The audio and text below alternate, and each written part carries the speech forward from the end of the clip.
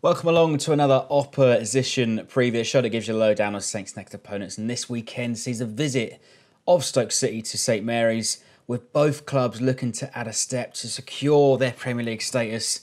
So here to tell us more on Stoke is Craig, coming over from the Stoke channel, the Bear Pit TV. Thanks for joining us, mate. How you doing? Yeah, I'm not bad. We were speaking just before this.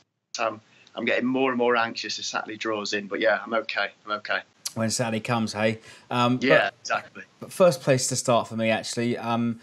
Much like us, you've had a bit of a fairly consistent run in the Premier League over the last few years when you come up, but suddenly it's all gone pear-shaped. It's fallen away this year. Does that tell the whole story, or why? Why Stoke in the relegation zone? It's quite a complex thing. I think if I had to sum it up very briefly, I'd say it's complacency. We had 3 ninth place finishes under Mark Hughes.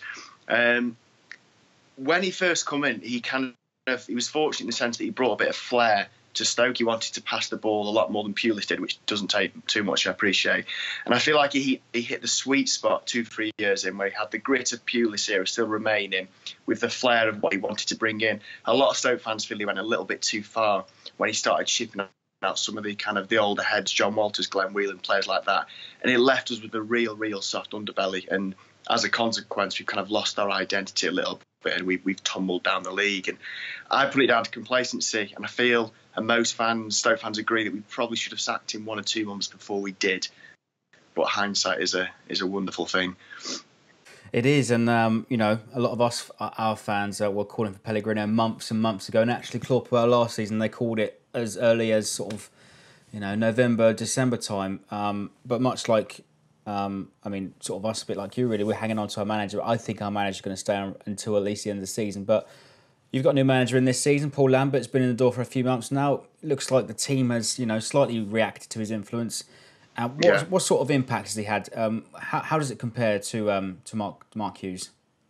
There's more of an urgency on the pitch. You can see the players running a few extra yards more to kind of close the play down, press the ball a little bit.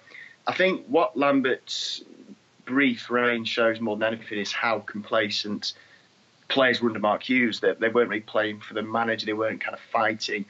They kind of, I don't know, given up or found it very easy under Hughes. But he's added a lot more grit. He's made us a lot more consistent and stable at the back. The problems up front still persist, though. We still struggle to make chances. He's made us more solid at the back, but we're still struggling to create chances. That is our big weakness still. He's trying his best, but that's where I worry the most at the moment, up front. He's a very gritty manager, actually. That's a word that I'd probably describe him. But he's been down there. He's been in the muck. He's been in relegation fights. He knows what it's like down there. But what sort of approach do you think he will have this weekend? How much does it mean to him and Stoke this weekend? I mean, I've been saying this now literally for the last month and a half. It's the biggest game for the past 10 years, maybe, for Stoke. We've been in the division just shy of 10 years now. And this game feels like that again. It feels like a game we simply can't lose. I'm sure a lot of Southampton fans are thinking the same. I don't know. I'm really cautious about this one. A lot of Stoke fans are really split down the middle between, is a point a good result here? Half are saying no chance, we have to win. The other half are saying, yeah, it's a good point purely because it means Southampton have missed an opportunity to win one of their more on paper winnable games. For me, if we get a point, we're just clinging on to the battle, but only just. I feel like we have to win going to this one. Lambert knows we have to win, and I don't know how we're going to set up. It's going to be a really weird approach. Backs against the wall is sort of a bit like. I mean, we went to Burnley, last weekend. We would have taken a point. Obviously, would have loved a win because of their barren run of form. But you've got a fairly decent record against Saints in the Prem. I mean, winning the last 2 meetings by a single goal, I think it's probably going to be roughly around the same mark this weekend. Crouch tends to have a habit of popping up with a goal every year he plays against us. But another player that I've noticed recently, Xherdan Shaqiri, seems to be taking a lot of responsibility. He scored 3-0 recently. Is he the standout player, or should there be someone else that we need to look out for? I generally think it's Xherdan Shaqiri's kind of it, and that's really pessimistic when I say it. But when I think through what our first 11 will probably be, I'm really struggling to think of other players that are going to step up and maybe have that brief moment of magic. Joe Allen occasionally can nick a goal. Oh yeah, you've depressed me there. But the more I think about it, Shaqiri is the one that's going to make something happen out of nothing. When we've scraped a draw or a win recently, it's generally because Shaqiri conjuring something up out of nothing, as opposed to a kind of consistent pressure on the opposition. Yeah, I think it's going to be Shaqiri. I really, really do. Or potentially Joe Allen, maybe getting in the right position at the right time.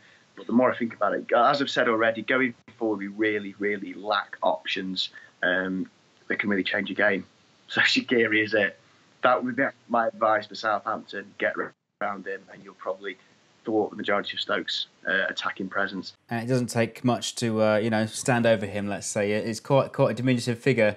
But let's try and wrap it up, mate. Hopefully the cold weather will hold out this weekend. Hopefully it's not snowed off. But will there be frostbite or will there be Stoke to the fire? Leave us your prediction. I'm going to have to be positive because there's not much of that around Stoke at the moment. I'm going to go for a really, really scrappy 1-0 win, i.e., I don't know if you call it Stoke Leicester game the other day, but I think we'll nick it 1-0 and it will be a poor quality game, backs to the wall.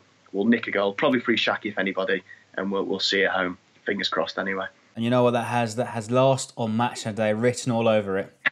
Yeah, it really, really does. But if Stoke win, I'm more than happy for that to be the case. I've seen it often enough. Excellent stuff. Well, remember to go ahead and check out the Bear Pit TV for all your Stoke content. Craig, are you heading down on Saturday? I am indeed, yeah. Like you say, if weather permits. I don't know what it's like down in Southampton, but if weather permits, I'm driving down, yeah.